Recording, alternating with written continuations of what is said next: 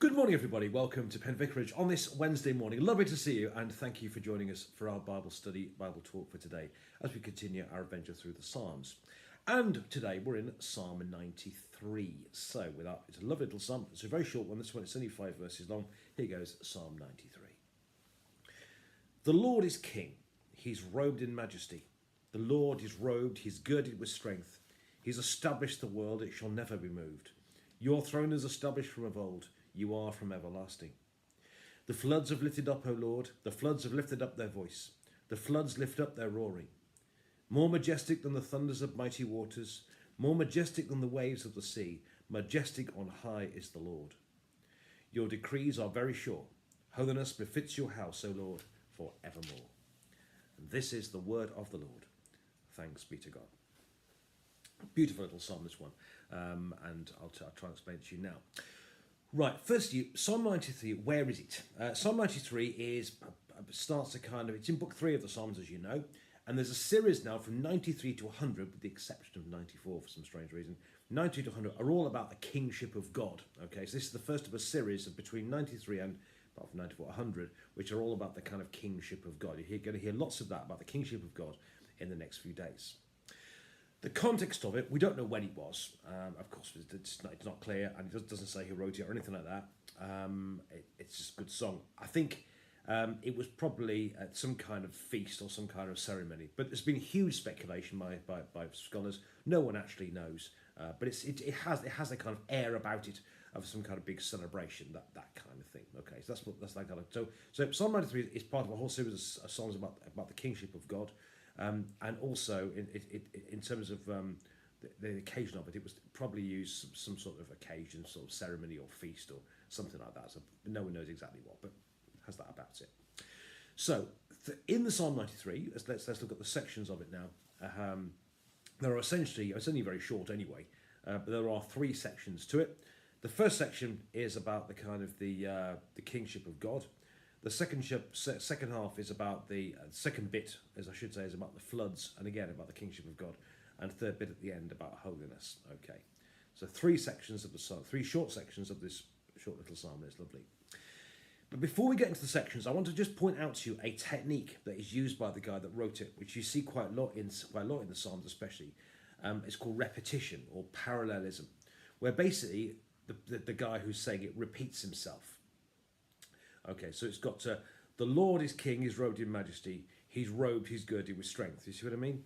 The floods have lifted up, O Lord, the floods have lifted up their voice.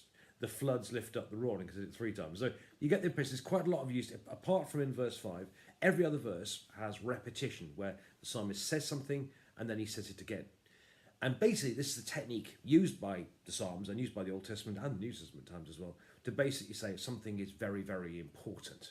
So it says something, it repeats it to try and to reinforce the point.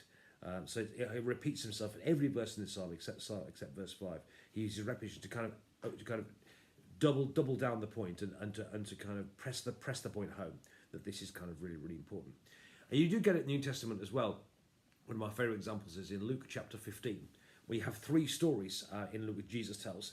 Which is essentially telling the same story, but ramming it home. So you've got the story of the lost coin, you've got the story of the lost sheep, and you've got the story of the lost son, all 3 together in Luke chapter 15. You get the impression Luke is trying to say something really important about people that are lost, get found again by God, and there's a home with God after, this kind of thing. So see here in Psalm 93, classic example of repetition, the guy reinforcing the really important point which he's trying to make. All right, so see repetition right across Psalm 93. Now, let's look at the first bit first. The Lord is king. Now, apparently, that could also be translated, the Lord reigns. It comes in the form of an announcement. And it's kind of interesting to say this because I think the reason he does it is to kind of, again, reinforce the point that God is king. And I think it comes in the form, and it doesn't mean God wasn't king before, but it does mean it kind of reinforces the point that God is king. I'll give you a classic example of this. For example, on April the 9th this year is Easter Sunday. And on April the 9th, we will announce a lot. Christ is risen, okay? Now, in reality, Christ is just as risen on April the 8th and April the 7th as he is on April the 9th. But we announce it on April the 9th to kind of reinforce. So at Easter, we will go together in church or whatever, and we will announce that Christ is risen. And he was no less risen before, but by announcing it, it kind of reinforces the point in our lives, okay? So the Lord is king means, on translates, is the Lord reigns, okay? And I think the other thing about this, apparently, I'm not a Hebrew expert, apparently the word is prophetic perfect. In other words, it means the Lord is king, and we're kind of being reminded of it now, but it looks forward to the day when the Lord will be completely king. So he reigns now, but one day he will reign completely. And it's a bit like, your kingdom come, O Lord, on earth as it is in heaven. A kingdom of God is where God reigns, and we know God reigns now, but on earth we see foretastes of it, but in heaven we'll see it in its completeness. So here in this verse number 1, you have the Lord is king, an announcement, like a proclamation. The Lord reigns, okay? He didn't less reign before, he reigns, but it's just a reminder, and it's good to be reminded occasionally in our lives that God reigns. Then he goes on to say, he's robed and girded with strength. He's established the world, so it shall never be moved.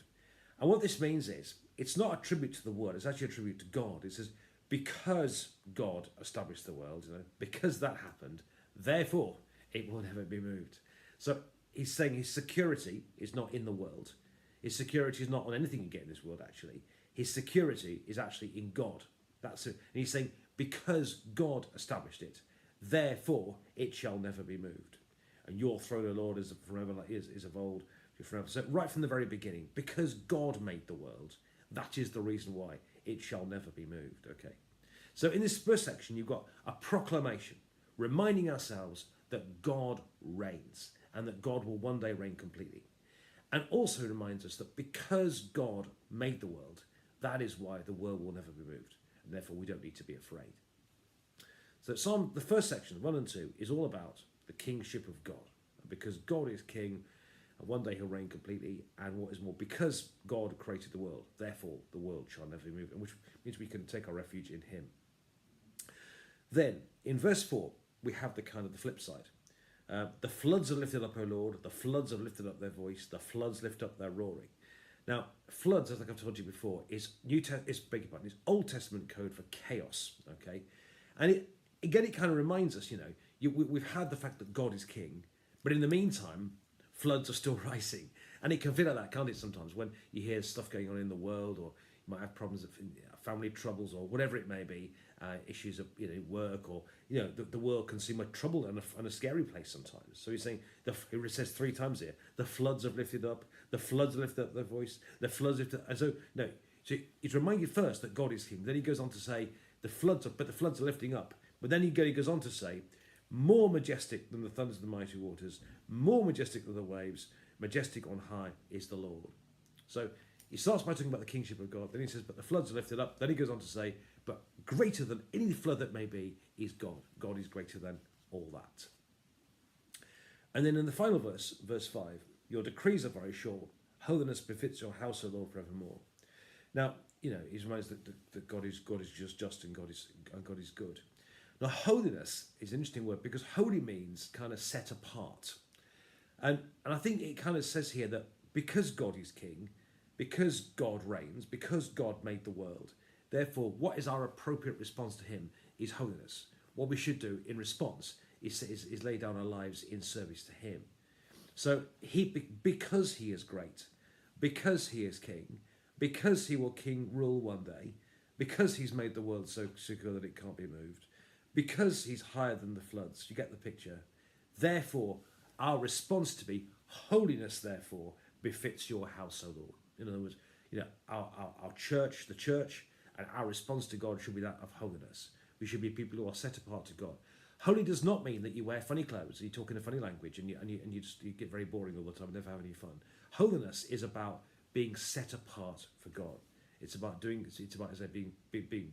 God's property, about being God's people, and about serving him in our lives. So as I say, God is king, okay? And he will one day be king utterly and completely. When reminded of that, he has made the world.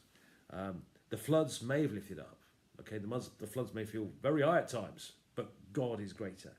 And therefore, because of all this, and because God's decrees are sure, which means what he says is right, Therefore, our response to be holiness befits your house. Therefore, our response should be one of holiness, leading our lives in God's service, living life His way rather than ours. And therefore, we are following in the will and the ways of the King of Kings and the Lord of Lords. God bless you, Lord. Friends. Have a lovely day. Thank you for watching. Don't forget, as I say, to share the message. Push the share button at the bottom. Share them with your friends so other people can